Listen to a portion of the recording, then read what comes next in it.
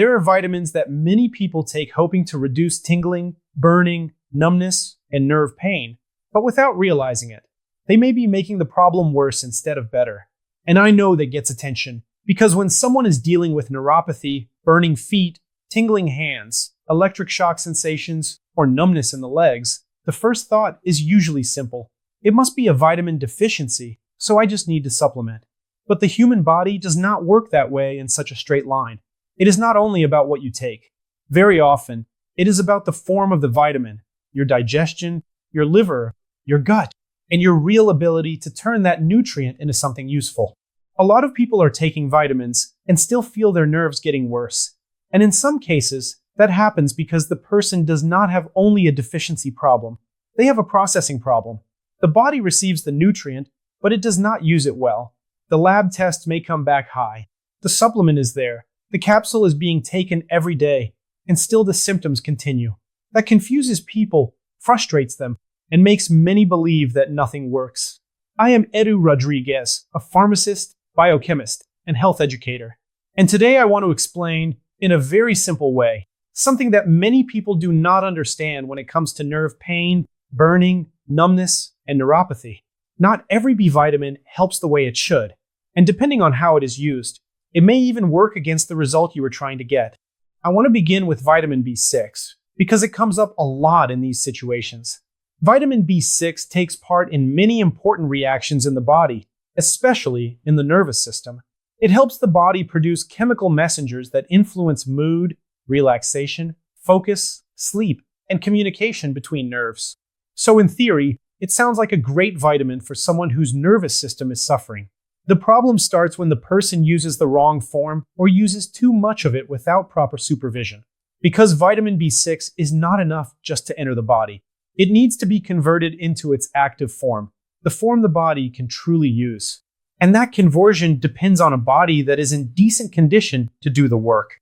If the liver is overloaded, if there is inflammation, if metabolism is disorganized, if blood sugar is unstable, if magnesium is low, if digestion is impaired, this conversion may fail. And then something very tricky happens. The vitamin is circulating, but it is not delivering the effect you expect. Instead of helping the nerves, it may begin to contribute to discomfort and even to symptoms similar to the ones the person was trying to treat. That is why I always say this. It is not enough to look at the name of the vitamin on the label. You have to look at the form. When we talk about vitamin B6, the active form is usually much more interesting than the common synthetic form. Because when you give the body something closer to what it actually uses, you reduce part of the burden on a system that may already be failing to convert properly. And here comes an important warning. Some people are taking very high doses of vitamin B6 on their own for months, thinking that more must be better, and that can be a mistake. Instead of relieving neuropathy, they may end up increasing the very nerve discomfort they are trying to fix. So with vitamin B6, the wrong form and the wrong dose can turn a good intention into more metabolic confusion. Now I want to talk about vitamin B12, because it is also very commonly mentioned when someone has numbness, burning, tingling, and nerve damage. Vitamin B12 is extremely important for the nerves. It helps maintain the protective layer around them, that coating that allows nerve signals to travel more efficiently. Without that protection, nerves suffer. But here another common problem appears. Not every B12 supplement on the market comes in the most useful form for the body. Many people use a very common synthetic version that needs to be converted before it becomes truly effective. And that conversion does not always happen the way it should. A person may have a genetic issue, may have gut inflammation, may have low stomach acid, may have microbiome imbalance, may have poor absorption. And then the same story shows up again. The vitamin enters, but it does not truly reach the place where it is needed. The lab test may even show B12 circulating, but that does not guarantee that the nerves are actually getting the support they need. That is why, when we think about the nervous system, the form of vitamin B12 also matters a lot. The methylated form is often a much smarter option because it arrives in a form the body can use more directly. That does not mean everyone needs the same thing, but it does explain why so many people take B12 and still continue with tingling, numbness, and burning. And now we come to the piece that many people forget, vitamin B1. If I had to point to one vitamin that has a very deep connection with nerve energy, metabolism, and neuropathy, I would put vitamin B1 right at the center of the discussion, because it is not only involved in protecting the nerve, it is also deeply involved in producing energy inside nerve cells. And nerves without energy suffer. When vitamin B1 is low, the nerve loses efficiency. It has more difficulty maintaining its function, more difficulty protecting itself, and more difficulty dealing with metabolic waste. And this becomes even more important when we talk about people with high blood sugar, insulin resistance, or type 2 diabetes. This happens because too much sugar and refined carbohydrate greatly increase the body's need for vitamin B1. In other words, the same person who is stressing metabolism the most is often the same person draining this vitamin the most. And then the nervous system starts paying the price. That is why peripheral neuropathy is so common in people with poorly controlled diabetes or many years of insulin resistance. The nerve, especially the longest one, like those going down to the feet, starts suffering first. And that is why so many people begin by feeling burning, numbness, electric shocks, or loss of sensation in the feet and toes. Now comes a very important part. Regular vitamin B1 is water-soluble, and that creates a limitation. Nerves have a fatty protective layer. So in some cases, the common form of vitamin B1 does not get where it needs to go as effectively. That is why a special form called Benfotiamine gains so much attention. It is a modified form that can move through these tissues better and often works more effectively in neuropathy situations. I have seen many people improve when they switch to the right form instead of just taking any generic B1 and hoping for a big result. And this is one of the central points of today's video. Sometimes the problem is not a total lack of a nutrient. Sometimes the problem is the wrong form, poor absorption, or an inability to use what is being provided. And that takes us to another point that I consider essential, the gut and the liver.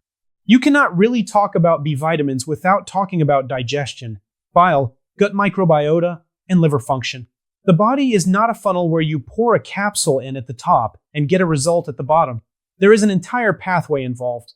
If that pathway is impaired, the final result will also be impaired. Bile, for example, takes part in processing different nutrients and in carrying out certain waste products. If digestion is sluggish, if bile flow is poor, if the liver is overloaded, the use of vitamins can be compromised. On top of that, the gut does much more than most people realize. An unhealthy microbiome, gut inflammation, and poor digestion can affect both absorption and conversion of nutrients that are important for nerves. This is where fermented foods become an interesting part of the strategy. Sauerkraut, kefir, and other well-tolerated fermented foods may help support the intestinal environment. And a healthier gut tends to improve how the body handles many nutrients. This is not magic. It is physiology. Another essential point is magnesium. It seems secondary, but it is not. Magnesium is involved in multiple metabolic steps, and without it, many systems simply do not function properly. People with insulin resistance very often have a higher chance of magnesium deficiency. And without enough magnesium, the nervous system, metabolism, and nutrient use all suffer. And since we are talking about insulin resistance, I need to touch the center of the problem. It makes no sense trying to treat neuropathy only with supplements if the person continues eating too much sugar, too much refined flour, too much starch, and keeps blood sugar and insulin high all the time. That is like trying to put out a fire with a glass of water while continuing to throw wood into the flames. If glucose stays high, if metabolism stays inflamed, if the person remains trapped in a bad eating pattern, the nerves continue to be under attack. So yes, the right form of the vitamin matters, but the metabolic terrain matters just as much. That is why a lower sugar, lower refined carbohydrate, less ultra-processed style of eating often makes such a difference in people with neuropathy, especially neuropathy linked to insulin resistance and diabetes. When you remove the constant aggression, the body finally stops losing so much ground. And then there is alpha-lipoic acid, which many people use in these situations. It does not replace everything else, but it can be an interesting support, because it helps with oxidative stress, mitochondrial health, and insulin sensitivity. In other words, it makes more sense inside a complete strategy than as a lonely capsule trying to fix everything by itself. If I had to summarize today's conversation with one simple image, I would say this. Your nerve is like an electrical wire. It needs insulation, it needs energy, and it needs a clean environment around it. Vitamin B12 helps with insulation. Vitamin B1 helps a lot with energy. Vitamin B6 helps with communication. But none of this works well when the form is wrong, the dose is wrong, or the body cannot process what it receives. So before you run to buy just any vitamin for tingling, burning, or neuropathy, stop and think. Am I using the right form? Is my gut absorbing it? Is my liver converting it? Is my metabolism allowing this nutrient to be useful? Is my problem really only a deficiency, or is it also a processing problem?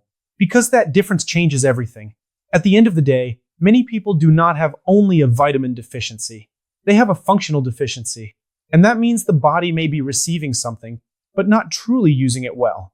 And if you do not correct that part, you can keep taking capsules for a long time without seeing the improvement you were hoping for. If this content helped you understand why some vitamins may worsen nerve pain when they are used the wrong way, subscribe to EDU Health Tips. And tell me in the comments, have you ever taken vitamins for tingling or neuropathy and felt that they did not help the way you expected?